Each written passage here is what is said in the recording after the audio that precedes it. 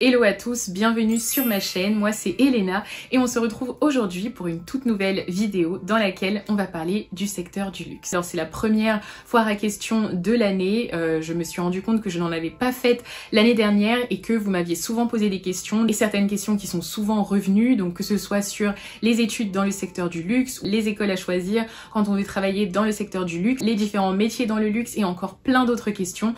Donc c'est vraiment l'occasion pour moi de répondre à toutes vos questions et j'espère vous aider à vous orienter dans votre vie professionnelle. Ah oui, et avant de commencer cette vidéo, eh bien je t'invite tout simplement à t'abonner à ma chaîne Les Carnets d'Elena et à me suivre sur mes différents réseaux sociaux. Et sans plus tarder, commençons cette vidéo par la première question. Bonjour, il faut faire quelle étude pour faire marketing du luxe parce que moi j'ai envie d'être dans la mode mais je ne sais pas quoi faire. Merci. Alors je vais répondre à cette question en 2 points. Pour faire des études dans le marketing du luxe, il y a plusieurs écoles qui sont spécialisées dans ce domaine. Il y a évidemment l'EIML, c'est la grande école de marketing et de management du luxe. Ensuite on a par exemple l'ESG Luxe qui est connu pour sa formation en marketing du luxe. Et on a également l'EFAP ou encore Sub de Luxe. Et mon autre conseil c'est de regarder également les grandes écoles de commerce qui sont parfois spécialisées dans le secteur du luxe. On ne le sait pas forcément, mais elles ont des bonnes formations en marketing du luxe. C'est notamment mon cas, je suis issue d'une école de commerce où j'ai notamment appris les fondamentaux du luxe, des vins et des spiritueux. Et deuxième point, si tu veux faire des études en marketing du luxe, tu dois évidemment connaître les fondamentaux du marketing, c'est-à-dire le marketing produit, le média, le e-commerce, etc. Et justement, tous ces enseignements te seront délivrés dans une école, soit spécialisée dans le marketing du luxe ou dans une école de commerce. La deuxième question concerne cette fois-ci le certificat Inside LVMH. Hello, j'ai adoré ta vidéo, merci.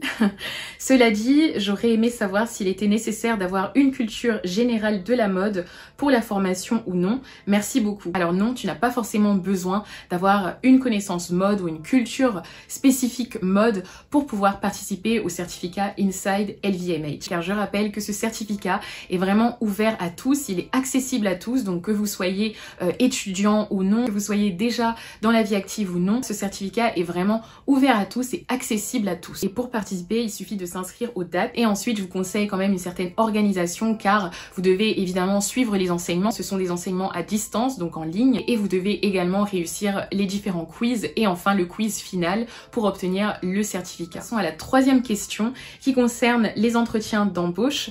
Coucou, je voulais savoir, ton entretien chez Louis Vuitton, il s'est fait en anglais? Alors oui, mon entretien chez Louis Vuitton s'est fait en anglais, du moins une partie. Il faut savoir que les entretiens dans le secteur du luxe se font en français et également en anglais. Donc mon conseil, comme je le dis souvent dans mes vidéos, c'est de vous entraîner et de commencer dès maintenant à vraiment rechercher du vocabulaire, à écouter des vidéos, des podcasts en anglais, à lire des articles. C'est vraiment comme ça que vous allez vous améliorer. Sachez également que j'ai fait une vidéo sur les questions classiques, les questions typiques en entretien d'embauche en anglais. Donc je vous mettrai le lien quelque part dans cette vidéo ou tout simplement en bas dans la description pour que vous puissiez vous entraîner. Maintenant passons à la quatrième question, ou plutôt devrais-je dire au groupe de questions numéro 4 qui concerne également les entretiens d'embauche. Peux-tu nous dire quelles étaient les questions en anglais? Merci beaucoup. Hey, merci pour ta vidéo. Les questions en anglais sont de quel type s'il te plaît? Merci beaucoup. Alors pour les entretiens d'embauche en anglais dans le secteur du luxe, vous pouvez avoir, je dirais,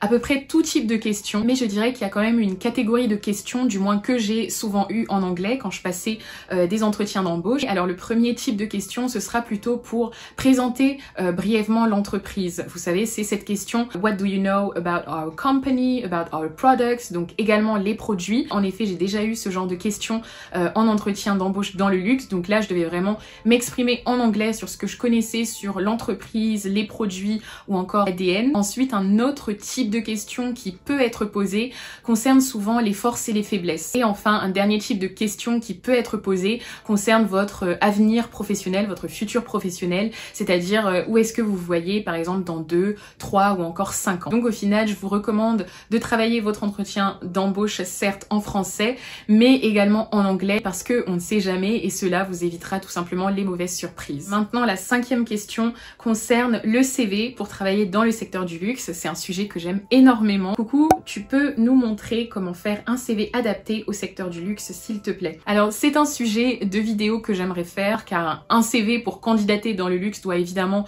répondre à certains critères, doit être clair. Ce que je dis souvent dans mes séances de coaching, c'est évidemment de privilégier un CV où on peut voir clairement vos expériences professionnelles, où vous détaillez vraiment voilà quelles ont été vos expériences, qu'est-ce que vous avez appris, quelles ont été vos missions, de décrire également vos formations, les titres obtenus, les spécialisations de master que vous préparez. Alors si c'est un type de vidéo qui vous plairait, qui vous intéresse, n'hésitez pas non plus à me le dire en bas dans les commentaires, ça m'aidera à me concentrer en fait spécialement sur ce format de vidéo. Maintenant passons à la 6e question qui concerne l'âge pour travailler dans le secteur du luxe. Bonjour, vidéo très intéressante. Petite question, est-ce qu'il y a une limite d'âge pour travailler dans le luxe en général? L'âge est-il un facteur important? Alors pour être honnête, je ne fonctionnerai pas en termes d'âge, mais plutôt en termes de niveau d'études. Mais si je dois vraiment donner un âge spécifique, je dirais 18 ans, car avant ça risque d'être un peu difficile puisque vous n'avez pas rejoint d'école de mode par exemple ou de luxe. Après je pense aussi qu'il faut un minimum bac+2 voire licence, et là on va plutôt se situer sur des jobs de débutants ou de début de carrière professionnelle, notamment par des stages, des CDD ou encore des alternances. Et si vous souhaitez en savoir plus sur les différents types de métiers dans les secteurs du luxe, pareil, je vous mettrai les liens des vidéos car j'en ai fait quelques-unes et j'imagine que ça pourrait aussi vous intéresser. Maintenant passons à la 7e question qui concerne le salaire de vendeur dans le luxe. Merci pour cette vidéo. Moi, je suis intéressée de travailler dans la vente de luxe. Cette vidéo était utile. Je vais en regarder une autre de votre chaîne. J'aimerais savoir, est-ce que le salaire d'un vendeur ou d'une vendeuse dans le luxe est correct? Alors, le salaire de vendeur dans le luxe dépend de énormément de choses. Savoir qu'en début de carrière, en tant que vendeur dans le luxe, eh bien, vous allez avoir un salaire autour de 1800 € net par mois. Et pour un vendeur un peu plus expérimenté, ça va osciller entre 2300 et 2600 €. Ne prenez pas ces chiffres à la lettre. Comme je le dis, ça dépend énormément du niveau d'expérience, mais aussi de la taille d'entreprise, de la taille d'équipe que vous allez rejoindre. Mais pour donner mon avis strictement personnel, quand je travaillais en tant que vendeuse dans le luxe, eh bien, c'est un salaire avec lequel on arrive à vivre, enfin, du moins à l'époque, avant l'inflation, avant tout ce qu'il y a aujourd'hui. J'arrivais plutôt à vivre correctement avec ce salaire, mais tout va vraiment dépendre voilà, de votre style de vie. Si vous aimez énormément voyager, si vous achetez des choses très chères, c'est vrai que ça va être un salaire qui peut sembler très faible. Passons maintenant à la 8e question posée par Charlotte. Merci beaucoup pour ton commentaire.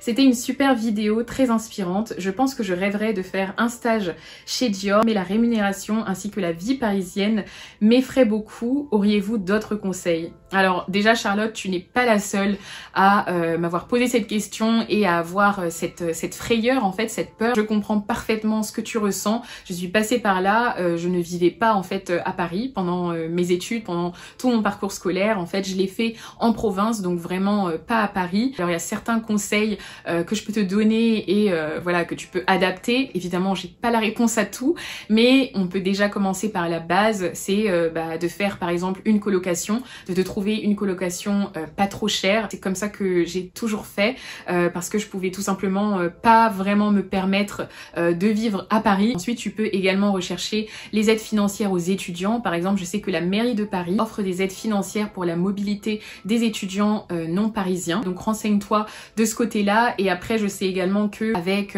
la crise du corona et l'inflation, tout simplement, il y a comme ça bien de plus en plus d'associations qui aident les étudiants directement dans Paris, donc que ce soit pour l'alimentation ou encore le prêt-à-porter. Passons à la 9e question qui concerne une vidéo interview que j'avais faite sur le VIE, le volontariat international en entreprise. Ça aurait été bien qu'elle explique comment trouver un VIE, astuces, conseils. De façon générale, pour trouver un volontariat international en entreprise, vous devez vraiment aller sur le site de Business France. C'est vraiment le site qui rassemble toutes les offres de VIE, dans le luxe en l'occurrence, mais aussi dans plein d'autres industries. Et mon dernier conseil, c'est de faire également un tour sur LinkedIn, car LinkedIn, qui est donc cette plateforme professionnelle, rassemble également pas mal d'offres et notamment des offres de VIE. Maintenant, passons à la dernière question, ou plutôt au dernier type de question. Coucou, j'ai été admise dans 2 écoles qui sont Modspé Paris et Isal Paris, mais j'hésite beaucoup. Que me conseillerais-tu? Et une autre question, je suis actuellement en bac+2 dans le marketing du luxe. Très bien, c'est déjà un bon début,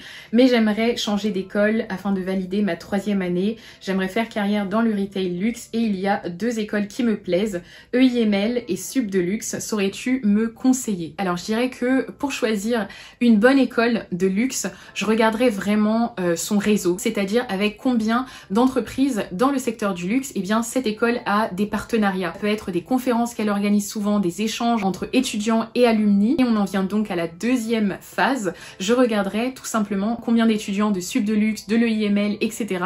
travaillent actuellement pour les marques de luxe qui m'intéressent. Et enfin, n'hésitez pas non plus à regarder le classement des écoles, le classement des spécialisations qui vous intéressent. Par exemple, si vous savez que vous voulez travailler dans le marketing du luxe ou encore si vous souhaitez travailler dans le retail du luxe, comme c'est le cas dans ce commentaire, eh bien regardez quelles écoles ou quelle école a les meilleures accréditations, le meilleur ranking, le meilleur classement dans le retail du luxe comparé à toutes les écoles de France. Et donc ça y est, c'est la fin de cette vidéo. J'espère qu'elle vous a plu, j'espère que j'ai répondu à l'ensemble de vos questions. Si jamais vous avez d'autres questions relatives à cette vidéo ou tout simplement à mes autres vidéos dans le luxe, n'hésitez surtout pas à m'écrire, que ce soit sur Instagram, à m'envoyer un mail ou tout simplement à commenter cette vidéo, car pour moi c'est vraiment un plaisir de répondre à vos questions, car ça m'aide en fait à m'améliorer et à donner davantage d'informations en fait à travers mes vidéos. C'est donc la fin de cette vidéo, merci beaucoup de l'avoir regardée jusqu'au bout et on se retrouve très vite pour une prochaine vidéo. À bientôt!